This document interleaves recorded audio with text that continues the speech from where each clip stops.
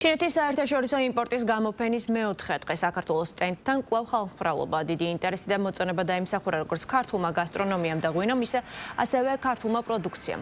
შანხაიში სულ 40-მდე ქართული კომპანიაა წარმოდგენილი. აღსანიშნავია, რომ გამოფენაზე საქართველოს წელს საპატიო სტუმრის სტატუსით და ყველაზე მასშტაბური სტენდით წარსდგა. ამასთან 5 დღის განმავლობაში მსოფლიოში ერთ-ერთ უდიდეს გამოფენაზე ტურიზმის ეროვნული ადმინისტრაციის ორგანიზებით ქართველი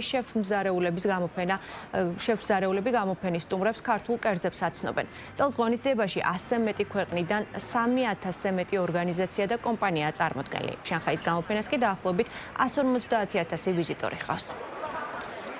უპრეცედენტო ინტერესი ჩვენი ეროვნული პავილიონის მიმართ. ამასთან ერთად ბიზნესების ნაწილში ასევე გვაქვს რეკორდული მაჩვენებლები კომპანიებისგან, როცა ისინი აღნიშნავენ, რომ ეს ცნობადობა, ეს ინტერესია საქართველოს წელს გამოიწვია განსაკუთრებული აღმოჩნდა მათთვის.